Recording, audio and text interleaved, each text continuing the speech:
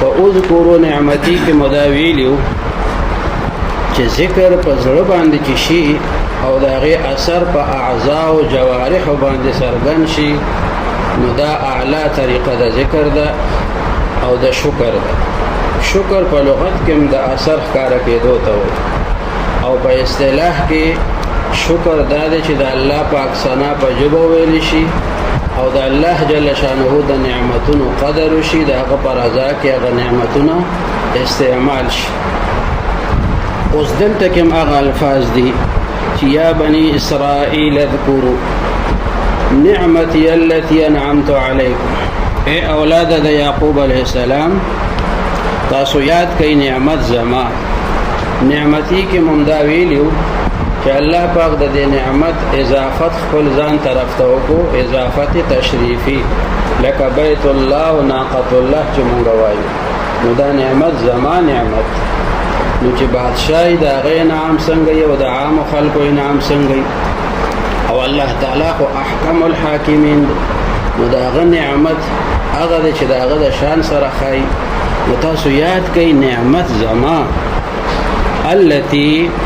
اغا انعمت علیکم چې ما انعام کړی په تاسو، وانی فضلتکم علی العالمین، او بشک ما فضیلت درکړی تاسو ته په عالمینو باندې، عالمی زمانهم د دې د زمانې په خلکو باندې. ولې دې ته فضیلت حاصلو؟ ځکه د دې عقیده د توحید و، په دې کې ایمان و، دې کې الله تعالی پیغمبران را لېږلي، او دا فضیلت په هغه زمانه کې بل چاته نو حاصل. اوس دا امت د نبی کریم صلی الله علیه وسلم دا خیر الامم، امتونو کې ټولو کې غوره امت د نبی کریم صلی الله علیه وسلم، ځکه چې ایمان هم دی سره دی، توحید دی سره دی، په وحی باندې یقین چې دی نو هغه دی سره دی، او په پیغمبرانو باندې ایمان. دا ټول خصوصیات دې امت ته حاصل دي، بل چا سره نشته. نو دا امت چې دی دا څه دی؟ دا غوره امت دی په ټولو امتونو کې. خو چې هغې باره کې راغلي چې تاسو له مې فضیلت درکړی، نو ورسره دا ټکې لګو چې عالمی زمانهم د خپلې زمانې په خلکو باندې دی ته فضیلت حاصلو بارسال الرسل، الله پاک و د پیغمبران را لېږلیو، و انزال الکتب او کتابونه نازل کړیو، و جعلهم سادتا و ملوکا، الله تعالی دی ته مشري او بادشاهي او سرداري ورته ورکړې وي. بیا که څوک وایي چې د پیغمبر علیه السلام د زمانې خلکو ته چې ویلی شي یهودو ته چې تاسو باندې الله تعالی انعام کړی، نو انعام خو په هغه خلکو باندې شوی. نو د دې جواب دا دی چې تفضیل الآباء شرف للابناء، مشرانو باندې چې کوم انعام الله تعالی کړي دا د کشرانو لپاره اعزاز، دا د هغوی دپاره سي شرفي. لکه مونږ دعا کوو رب اوزعني ان اشکر نعمتك التي انعمت علي وعلى والدي، خدای ماله توفیق راکړي چې زه ستا شکر ادا کړم په هغه نعمتونو باندې چې تا ما ته راکړي دي، او هغه انعامات چې زما په والدینو باندې تا کړي دي، زما په مور او پلار چې تا کوم احسانات کړي، خدای ماله توفیق راکړي چې د هغې هم زه شکر ادا کړم. نو تفضیل الآباء شرف للابناء، وأني فضلتكم على العالمين، واتقوا يوما لا تجزي نفس عن نفس شيئا، او تاسو او یریږئ د هغې ورځې نه چې لرې کولی به نشي هیڅ یو نفس د هیڅ کافر نفس نه هیڅ شي. یو نفس به د یو کافر نفس نه څه شی لرې کولی نشي. لا تجزي لا تقضي ولا يقبل منها شفاعة، او نبشي قبلو لداغنا سفارش، ولا يؤخذ منها عدل، او نباخستيش داغنا سبدلا، ولا هم ينصرون، او نبد دي سرا مدد اکڑش. الله جل شانه آغا سیزون ذکر کو چکم په دنیا کې خلق د مجرم د خلاصولو لپاره استعمالي. الله پاک فرمایي دا کومې طریقې چې په دنیا کې د مجرم د خلاصي استعمالېږي دا ټولې طریقې هلته کې کار نه کوي. د هغه ورځې نه تاسو ویریږئ چې بدله به نشي ورکولی. څوک لا تجزي نفس عن نفس شیئا، چې د کومو خلکو مال سره مینه نو د هغې کوشش دی چې مجرم خلاصو، نو چې داسې طریقې سره اخلاص کو چې د ده په ځای به بل کس ورسره کېنو. لکه دې زمانه کې چې څوک قتل وکړي او د هغه په کور چاپه ولګي نو قاتل خو د کوره تښتېدلی نو بوډا پلار تاڼې ته بوځي، د یو په جرم کې بل ونیسي. د الله په قانون داسې نه دی چې جرم د یو کړي او سزا د بل ته میلو شي. نو لا تجزي نفس عن نفس شیئا، څوک به د بل په ځای باندې بدله نشي ورکولی، ځان به نشي خلاصولی، بل به په دې طریقه نشي خلاصولی. نو چې د چا مال سره مینه وي هغه یې اول وایي چې په دې طریقه کار وشي. بیا کوشش دی چې سفارش استعمال کو په هغې زمونږ دا مجرم را خلاص شي. نو الله پاک د هغې طریقې نفي ورفرمایله چې ولا یقبل منها شفاعة، او نه بشي قبلولی د دغه نفس نه سفارش. نو سفارش چې نه قبلیږي شفاعت قهري نه قبلیږي. یا دا چې شفاعت د کافر دپاره نشي کېدی، او چې کوم ځای کې راغلی چې شفاعت به کېږي نو هغه شفاعت بالاذن. ټیک ده، لکه شفاعت چې کوم ثابت دی د هغې په اقسامو کې لومبنی قسم چې دی هغه شفاعت عظما دی د نبي کریم صلی الله علیه وسلم، چې د الله پاک په دربار کې به سفارش وکړي، پروردګار د خلکو سره حساب را شروع کړي. دا به لومبنی سفارش د پیغمبر علیه السلام چې الله پاک حساب شروع کړي، د دې لپاره به سفارش وشي. دا خاص دی په نبی کریم صلی الله علیه وسلم پورې. یو سفارش چې دی شفاعت هغه دا چې د چا نیکۍ او بدۍ برابري د هغه په حق کې سفارش وشي چې د ده الله پاک د دوزخ نه خلاصې نصیب کړي او جنت ته خدای بوځي. یو شفاعت هغه مؤمنان چې د هغې باره کې امر د جهنم شوی وي او بیا هم د هغه د ایمان خاوندانو سفارش وشي چې د جهنم نه د دې خلاص شي. یو شفاعت دی د رفع درجات دپاره، او یو سفارش دی د بې حسابه جنت ته د تلو دپاره، او یو سفارش په عذاب کې د تخفیف دپاره دی، او یو بیا د ټولو مؤمنانو چې چا کې لږ غونته ایماني چې د هغې دپاره سفارش وشي چې دی الله پاک جنت ته بوځي. او یو هغه سفارش دی چې د مؤمن د ګناهونو په وجه باندې بدن سوځېدلی او د بدن هغه سوځېده د هغې هغه اثر د ده په بدن باندې وي، صرف د سجدې هغه اندامونه چې هغه پاتې وي، د هغه په حق کې سفارش وشي چې د ده نه د عذاب د اثرات دا دفع شي چې جنت ته ځي چې پته یې نه لګي چې د سزا چې ده نو دا سکلې ده. دغه شفاعت به هم وي. نو شفاعت چې دی هغه بالاذن شته، چې کوم ځای راشي چې نشته د هغې مطلب دی چې بغیر د اجازت نه څوک سفارش نشي کولی، او دا چې یو کافر دپاره شفاعت نشي کولی، د یو کافر دپاره څوک شفاعت دا نشي کولی. نو د خلاصي دویمه طریقه چې ده د هغې هم نفي وشوه چې شفاعت هم هلته کې د دې کافرانو دپاره څوک نشي کولی. درېیمه طریقه د خلاصي د مجرم هغه دی چې څوک ویره څه پیسې به ورکو، معاوضه به ورکو، معادله، او دې به را خلاص کو. الله پاک فرمایي ولا یؤخذ منها عدل، او نه به شي اخیستی د هغه نه څه بدله چې څه پیسې ته واخیستی شي او هغه پرې را خلاص شي. لکه نن سبا چې دلته کوم هغه طریقه روانه ده چې پیسې به ورکو سړی به خلاص کړو، نو دا هم چې دی نو هلته کې نشي کېدی. ولا هم ینصرون، او نه به مدد د ده کېدلی شي. د دې عذاب د مستحقو خلکو به امداد هم نشي کېدلی. لکه د امداد دا طریقه هم خلک استعمالوي چې راځئ چې ټول په دې جیل باندې ورشو او د جیل دا دروازې ماتې کړو، دا دیوالونه ورته مات کړو، او دا خپل جیلیان قیدیان ملګري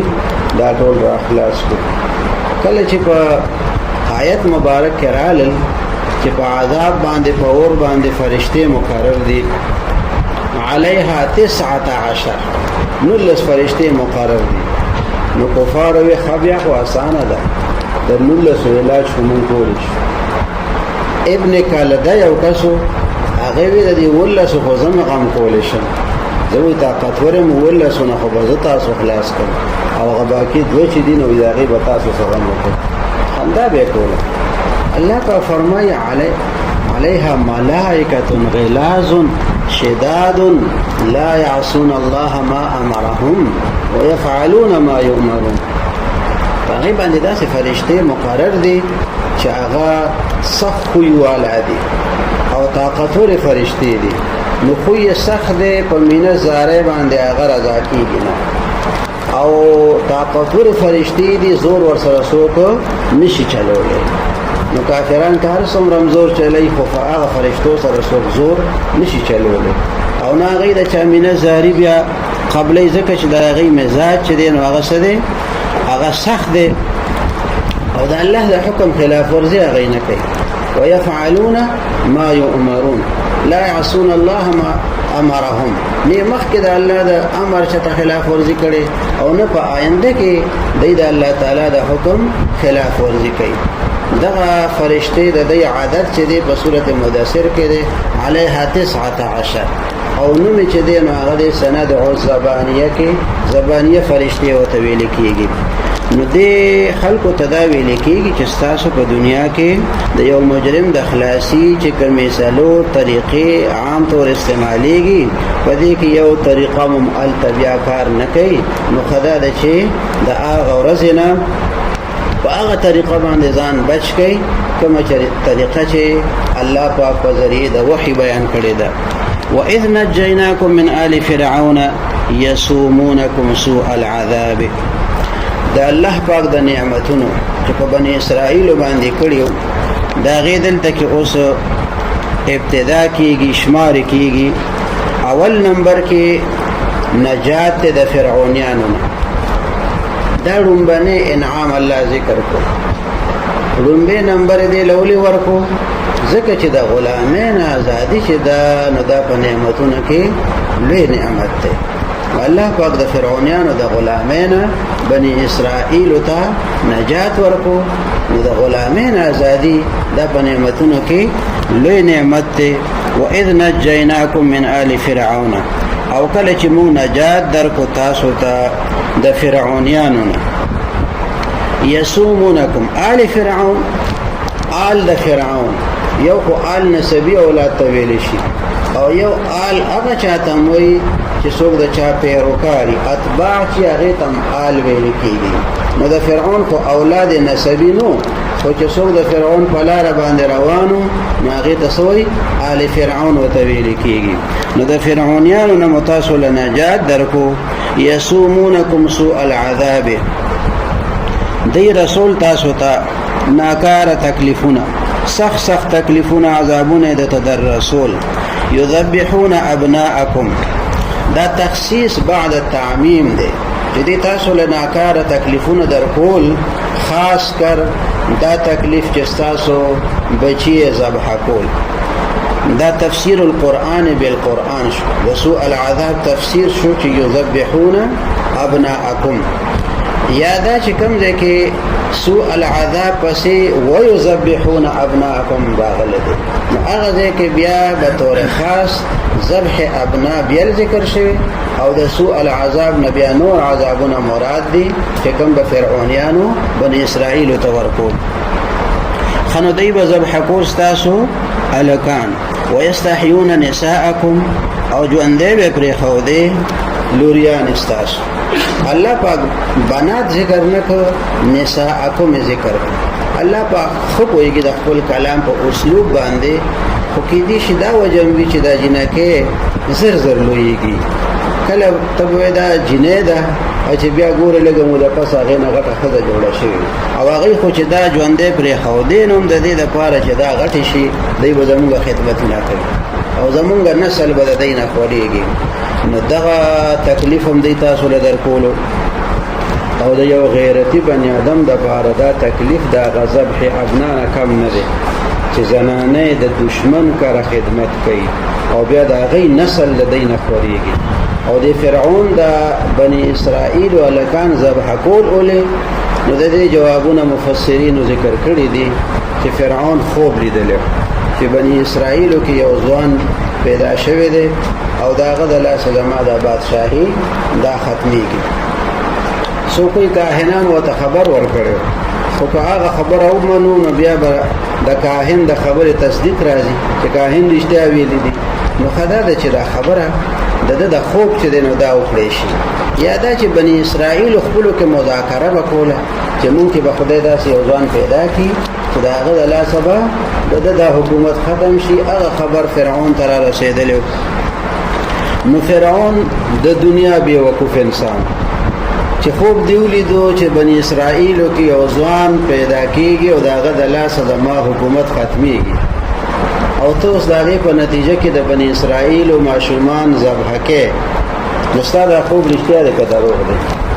که ته وایې چې زما خوب رښتیا دی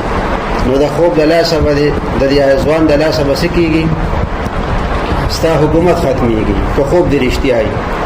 او که خوب دی دروغ وي نو دا ماشومان څه له وجنې نو بې وقوف دی، ځکه چې د ده په هغه ذبح ابنا باندې څه وشو، د ده حکومت خو بچ نه شو.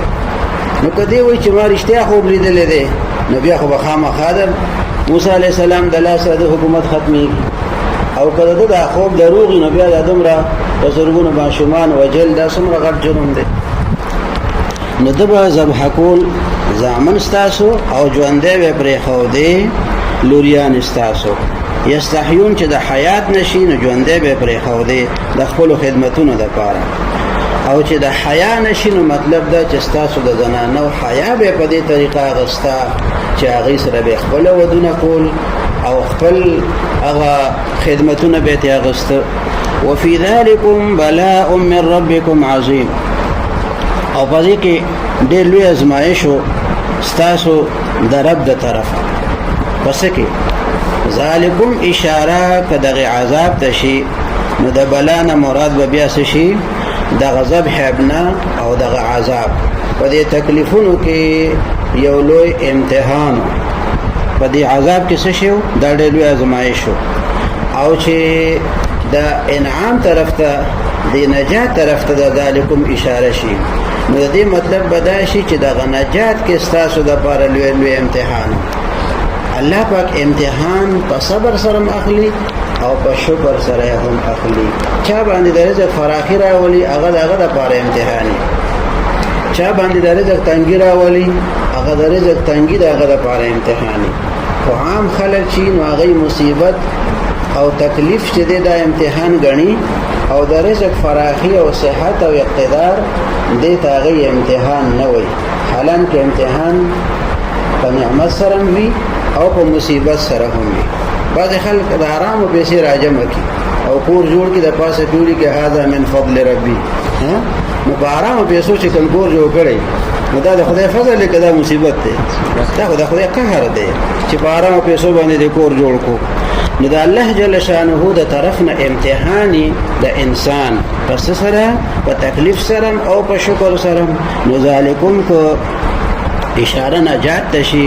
نو په دغه نجات کې دغه انعام چې در باندې وکړو دا ازمایش ستاسو دپاره، او که اشاره عذاب تشي نو دغه ابتلا چې و دا ډېر لوی امتحان ستاسو دپاره. وإذ فرقنا بكم البحر، دا اوس بل نعمت دی د الله تعالی، او په دې یو نعمت کې دنه بیا نور ډېر نعمتونه دي. لکه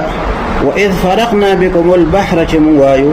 او کله چې مونږ سیرې کو ستاسو دپاره سمندر، فانجیناکم نو مونږ تاسو له نجات درکو، واغرقنا آل فرعون او مونږ غرق فرعونیان، وانتم تنظرون او تاسو کته. نو یو نعمت خدا دی چې مونږ تاسو ته په سمندر کې لارې جوړې کې. فرقنا الفرق الفصل، فرقنا څه معنی دی؟ چې مونږ جداوالی راوستو، بېلې بېلې لارې مو ته جوړې کې. وقرآنا فرقناه وقرآنا فرقناه لتقرأه على الناس على مكث. نو دا غي مطلب څه دی؟ فصلناه. نو الفرق الفصل. فقلنا اضرب بعصاك البحر فانفلق فكان كل فرق كالطود العظيم. اريا وحسد وبوچوا هغه كالطود العظيم. فرق حساب. نو الله جل شانه فرمایي چې مونږه تاسو د پاره سیره کو سمندر لارې مو پکې جوړې کې فانجیناکم نو تاسو له نجات درکو واغرقنا على فرعون او مونږه ډوب کو فرعونیان. دا د څوک نه وایي چې آل فرعون ډوب شو فرعون کې دي چې نه ډوب شوی نه د فرعون د ډوبېدو خو صراحت راغلی د په نور آیاتونو کې. او دلته چې آل فرعون مونږ وایو نو دا مضاف چې دی د مضاف الیه په حکم کې دی داخل دی. نو چې آل فرعون ډوب کنه فرعون پکې ډوب دی د الله جل شانه په حکم باندې. وانتم تنظرون او تاسو قتل. نو ګورئ یو نعمت دا چې الله پاک په سمندر کې لارې جوړې کړي دا څومره لوی نعمت دی. بل دا چې بنی اسرائیل په خیر خیریت سره په غلارو کې پورې وتل. فانجیناکم تاسو له مناجات درکو. دشمن در پسې رستو را روانو هغه تاسو قابو نه کړئ. دا د الله مهرباني ده. بل مهرباني الله پاک دا وکړه چې فرعونیان چې دوی څومره ظلمونه کول په بنی اسرائیل باندې او په دغه غرض باندې الله تعالی دوی ټول غرق. او بل نعمت د نعمتونو د پاسه وانتم تنظرون او تاسو تماشا کول. نو چې دشمن دې ډوبېږي او ته وته ګورې نو دا د نعمت د پاسه نعمت دی چې فرعونیان د دین دشمنان هلاکېده او تاسو یې نظاره کوله. وَإِذْ وَعَدْنَا مُوسَى 40 لَيْلَةً. دا اوس بل نعمت ذکر کیږي. او کله چې موږ وعده وکړو موسی علیه السلام سره 40 ليله د 40 شپو. ثم اتخذتم العجل بیا تاسو ونیو سخیخ بالمعبود من بعد ذهابه الى طور وانتم ظالمون او وی تاسو ظالمان. موسی علیہ السلام سره موږ وعده وکړه کوه تور ته مدیر وختو د 40 شپو د پاره 40 ليله راغله دي 40 ليلا رانلو. الله پاک خپويږي کل لیلتن تکي چې دی روحاني ترقه ده پاره او د علمي ترقه ده پاره دا غي ده پاره د شپې د مهنت چې دی د دې اثر ډیر زیاتی په نسبت د ورځې د مهنت. چې څوک د شپې مطالعه کوي څوک د شپې عبادت کوي دا غي علمي ترقی او روحاني ترقی ډیر راځي. او 40 چې ذکر شو نو 40 دا عدد چې دی تم کمال حاصل دی. که یو ورد سلوی خروزو پوری مسلسل وکړو دا غي هغه اثر به تاسو محسوسيږي. که مطالعه د مسلسل سلوی خروزو پوری وکړه کدا سی یو کاری چې هغه پرهیز مثلا د مرض د لپاره ته کې سلوی خروز مسلسل نو جسمانی صحت به تاسو ان شاء الله ملو شي. که روحاني پرهیز دیو کو د یو مرض نه نو دا غي هغه فائدہ به تاسو محسوس شي. دې سره انقلابات راځي د سلوی خو د عادت سره لکه د انسان د نطفه چې دا نو دا سلوی خو د پس بیا پدې کې تغیر راشي د غینه بیا علاقه جوړیږي. ٹھیک ده سلوی خو د پس بیا د غینه مزغه جوړیږي. بیا چې سلوی خو د نور په غیبه باندې تیر شي فکسونا العظام لحما ثم انشأناه خلقا آخر فتبارك الله احسن الخالقين. نو چې سلويخ او بیا سلويخ بیا نو چې سلور میاشتو ته ورسی نو روح پکې واچول شي انسان دا غینه جوړ شي. نو الله جل شانه دې کې یو زبردست تاثیر خېده دی وجنه دا سلوک خواندان چې د ندی سکی چې لکې وې دا زمون د پاره اصل دی چې سلويخ ورته یو مهنت وشي دا غیر اثر چې د انسان په ژوند کې ښکارا کیږي. کله کوئی دا پرهیز دا وسوره کوم درې د پرهیز کې بیا پرې مطالعه وسوره کوم درې ورځې کې بیا وایره مطالعه مې نه جاری کیږي. یا بل یو مهنتي نو چې هغه درې سلو ورځې کې یا خوراک وکي یاره ما خو پرونو په خوراک کړو بل ورځ مې خوراک کړو خو زما دا بدن غوسم کمزور دی نو د درې ورځې په خوراک وستا بدن طاقت ورشي یا د څلور ورځو په مجاهده باندې بستا روحاني ترقي راشي ته کم از کم څلوېښت ورځې دا مجاهده وکړه نو بیا هغه اثر وګوره د جسم د طاقت او د روح د طاقت او د علمي قوت د هغې مشاهده به ته هله وکړي چې کله دا ستا علاج چې دی او دا پرهیز دا څلوېښتو ورځو ته ورسي ښه د لیلتن خبره مونږ کوله چې لیلتن راغلی دی نو ګورې ستاسو خیال قرآن مجید د نزول کې بیان الله پاک کوي نو فرمایي چې انا انزلناه فی لیلة القدر نو اگر د شپې فضیلت راغو که رانغلو د شپې فضیلت راغلو ښه ګوره د نفس د قابو کولو دپاره د شپې محنت څومره اثر کوي ان ناشئة اللیل هي اشد وطئا واقوم قیلا هلته کې د شپې د هغه عبادت اثر په نفس باندې چې کېږي هغه الله پاک ذکر کو پیغمبر علیه الصلاة والسلام ته الله فرمایي ومن الليل فتهجد به نافلة لك عسى ان يبعثك ربك مقاما محمودا هلته کې د شپې ذکر دی د شپې اسرع بعبده ليلا من المسجد الحرام هغه ځای کې لیلا راغلی دی نو د شپې عبادت چې دی د دې هغه اثر چې دی هغه ډېر زیات او فارسی شاعر وی دلا بسوز که سوزے تو کارها بکند دعای نیم شبت دفع صد بلا بکند وی تو پا دی خپل قلب که سوز پیدا کا که سوزے تو کارها بکند چې کله ستا په دې قلب کې سوز پیدا شو نو ډېر کارونه به تا ته آسان شي دعای نیم شبت دفع صد بلا بکند چې ته د شپې پاسې او دعاګانې کې وایي د دې د برکته به په سوونو بلاګانې ستانه دفع شي دفع صد بلا بکند هغه یو ځای کې بل راځي جو چتر سنجریر و خبختم سیاه باد در دل اگر بود هوس ملک سنجرم وقت که آگاه شد از ملک نیم شب من ملک نیم روز به جو نمیخرم رنجو سنباره فرمایی چې د نیم شب د بادشاهی نه زه خبره شوی یم نو د نیم روز د بادشاهی زه په یو وربشه باندې هم ناخلم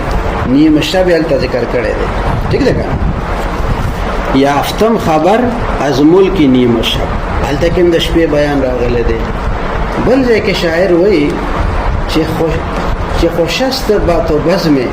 بنهفت ساز کردن در خانه بند کردن سر شیشه باز کردن چې خوشست با تو بزم سخون کوي تا سره هغه مجلس او هغه محفل او هغه بزم بنهفت ساز کردن چې زه تا سره پټ پټ رازونه کوم در خانه بند کردن چې د کور دروازه مې بند کړې وي او سر شیشه باز کردن چې د زړه دا شیشه مې کولاو کړې وي الله پاکه چې زه تا ته ولاړ یم د کور دروازه مې بند دی او د زړه هغه شیشه مې کولاو کړې وي او تا سره زه مناجات کوم او تا ته زه سجدې لګوم او تا ته زه قیام کوم او رکوع کوم عاجزي کوم جاړه کوم فریاد کوم سوالونه درنه کوم وایي هغه مجلس چې دی او هغه بزم او هغه ناسته او ولاړه څه خوند لري چه خوشست بات و بزم بنهفت ساز کردن در خانه بند کردن سر شیشه باز کردن نو د شپې د اثر چې دی دا ډېر زیات وي دې وجه نه کېدی شي الله جل شانه د خپل کلام په اسلوب باندې ښه پوهېږي خو د شپې اثر چې دی نو دا ډېر وي ثم اتخذتم العجل من بعده موسی علیه السلام چې لاړو کوه طور ته نو تاسو د هغه په غیر موجودګۍ کې ونیوو سخې خپل معبود یعنی ثم اتخذتم العجل بیا تاسو ونیوو سخې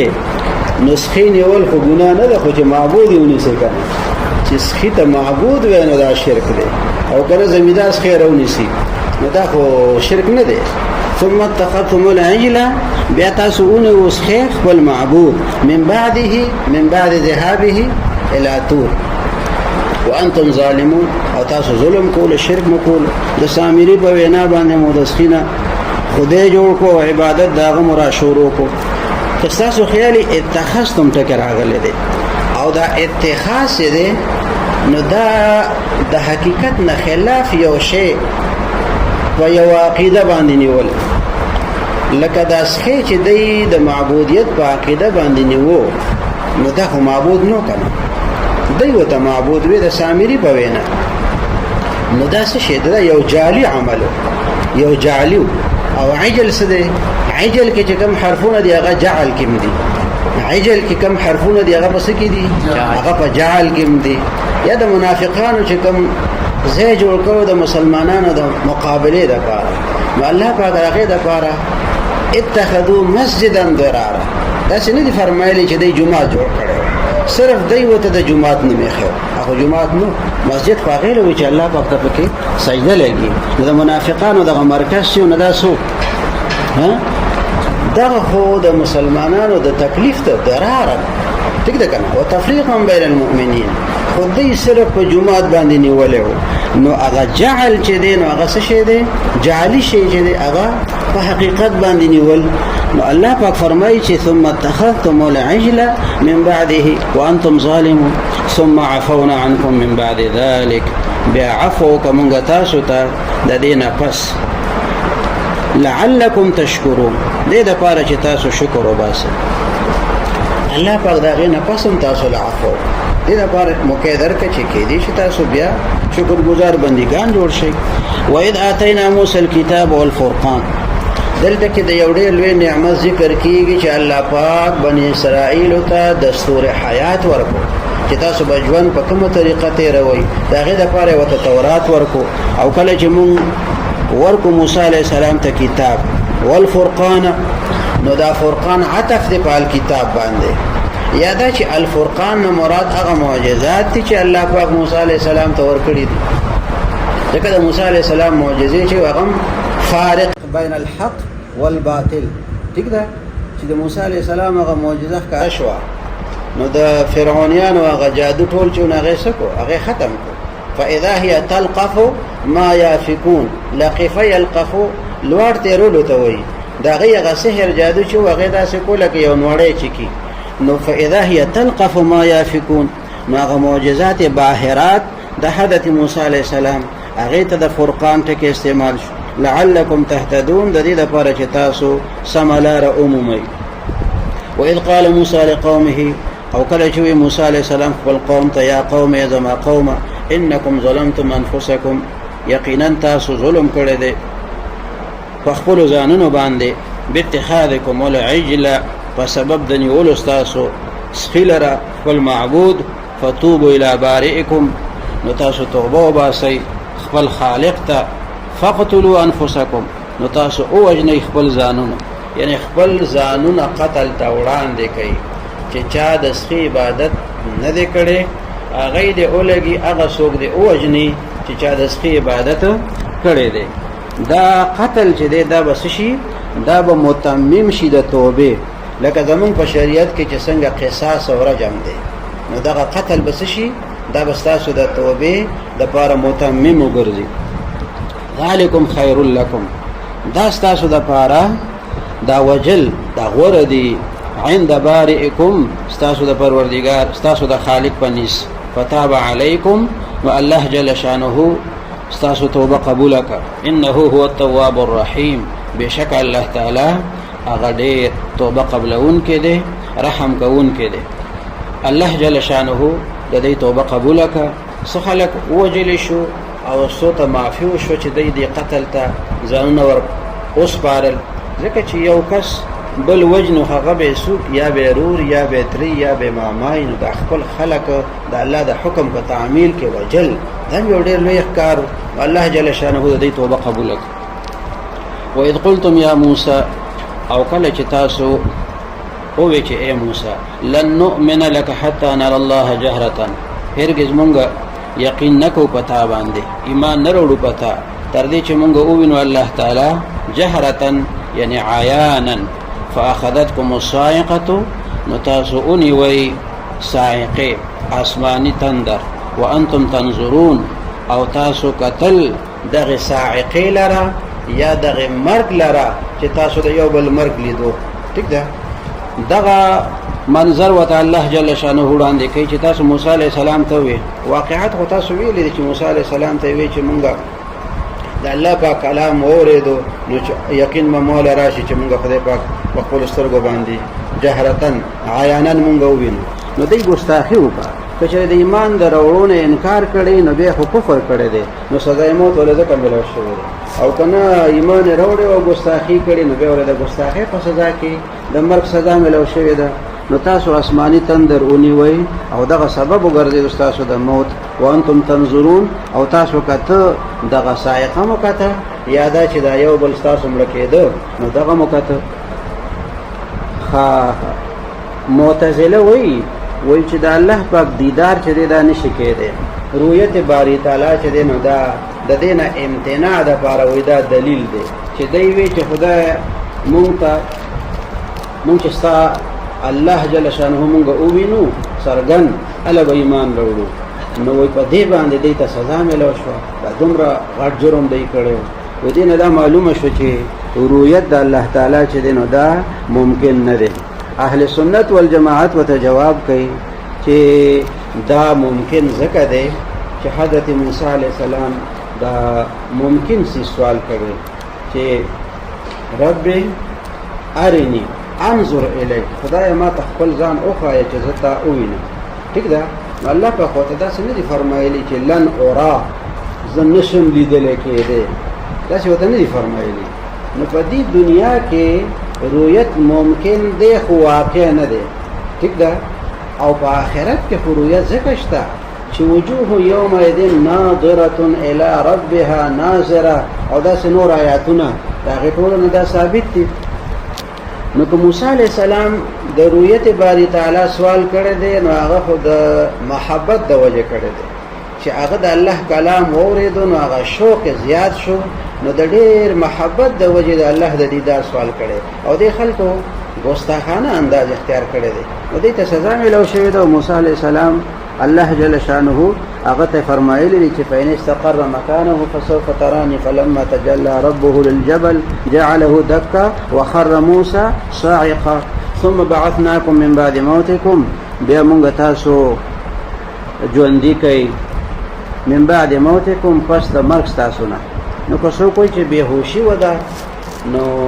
بېهوشي چې نو د هغې نه خدای را بیدارولی شي نو د مرګ نه پس نشي را ژوندي کولی ثم بعثناکم من بعد موتکم الله فرمایلی دی تاسو د مرګ نه پس مونږ تاسو را ژوندي کوي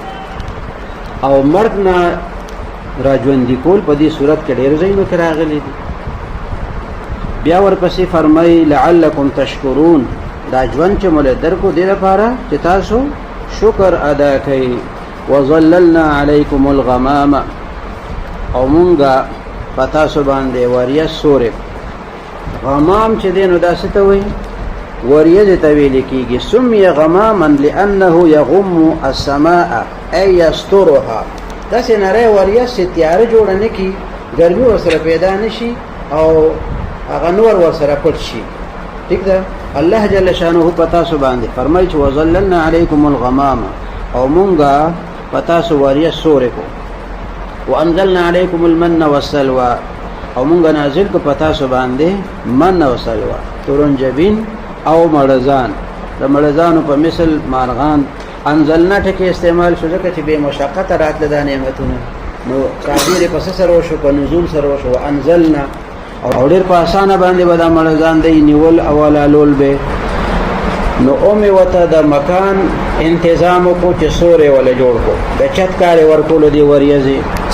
غمام تاسو مخکم ویلې دی غمامتان د سورته بقره په فضیلت کې چې اقرأوا الزهراوین فانهما یاتیان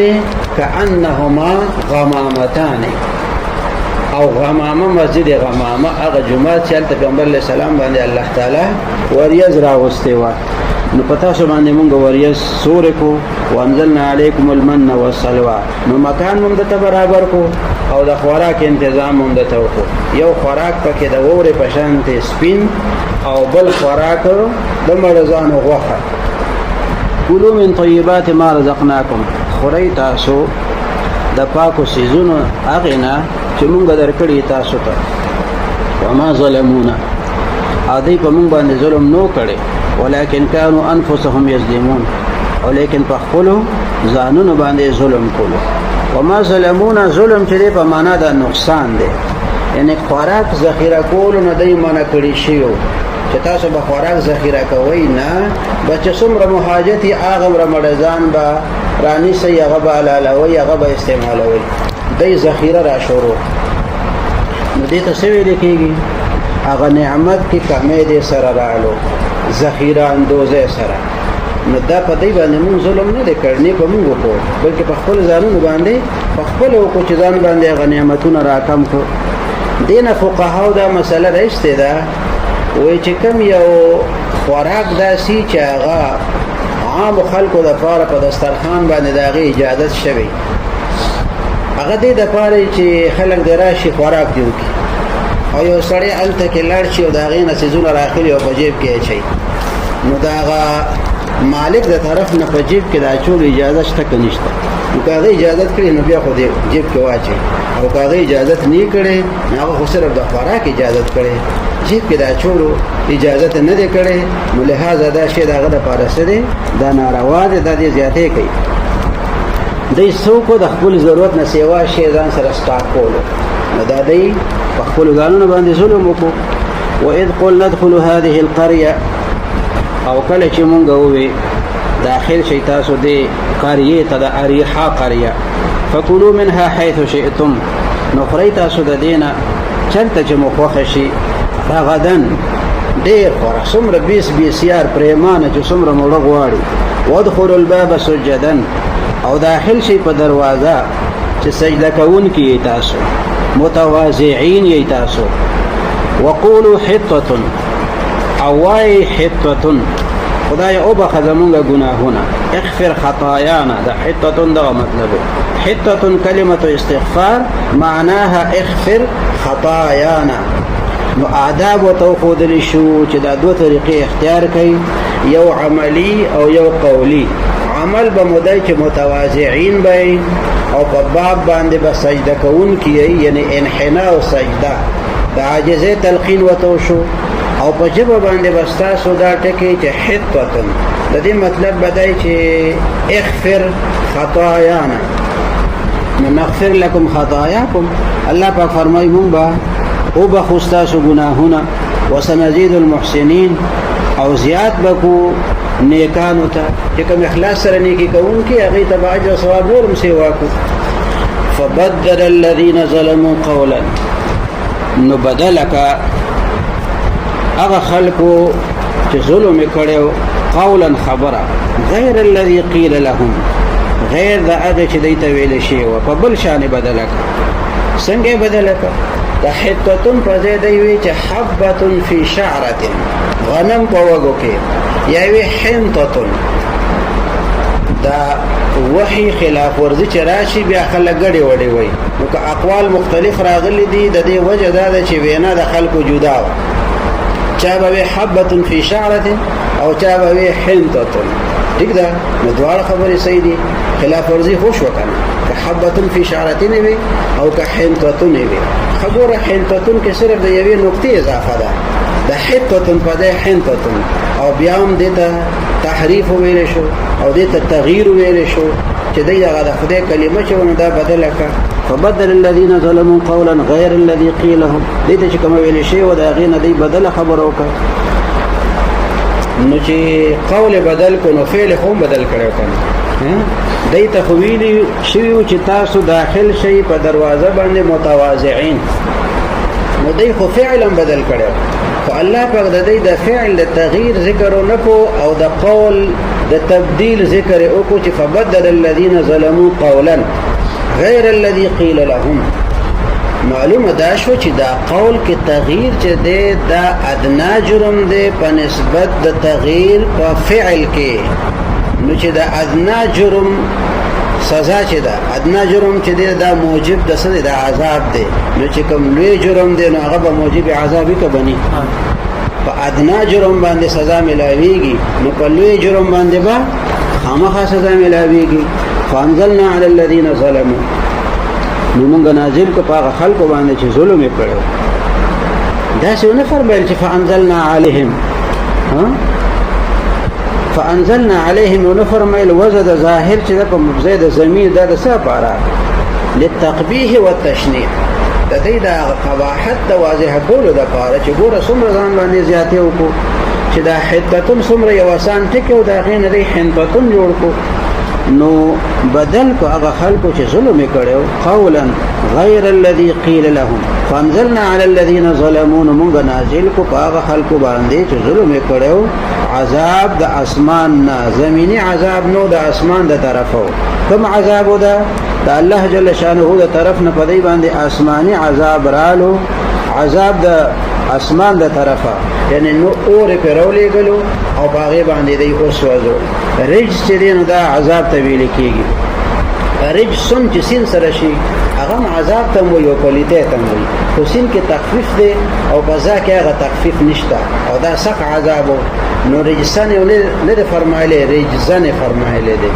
او چې رجزن شي نو بیا بوت ته ویل کیږي ور رجز فهجر چې څنګه راغله دي والله په دې باندې عذاب نازل کو د اسمان د اړه بما كانوا يفسقون وسبب د هغه چې دینا فرمانی کوله دا یفسقون چې دینو دی کې استمرار دی ځکه چې د دې د نافرمانی چې ودا د دې عادت ګرځیدل نافرمانی عادت ګرځیدل الله پاک د یفسقون ته کې استعمال کو بما كانوا يفسقون نو څه وخت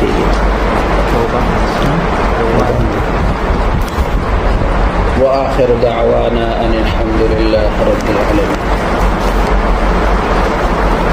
الحمد لله رب العالمين والصلاة والسلام على أشرف الأنبياء والمرسلين وعلى آله وأصحابه أجمعين اللهم أنت إلهنا ومعبودنا فلا تكلنا إلى أنفسنا طرفة عين وأصلح لنا شأننا كله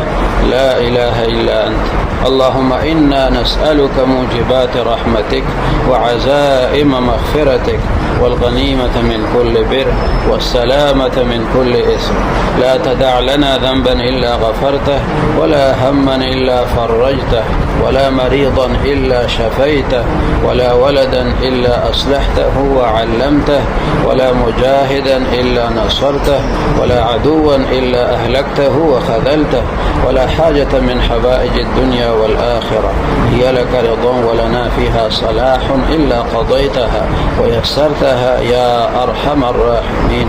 رب اجعلني مقيم الصلاة ومن ذريتي ربنا وتقبل دعاء ربنا اغفر لي ولوالدي وللمؤمنين يوم يقوم الحساب رب ارحمهما كما ربياني صغيرا وصلى الله تعالى على خير خلقه سيدنا ونبينا وشفيعنا محمد وعلى آله وأصحابه أجمعين برحمتك يا رب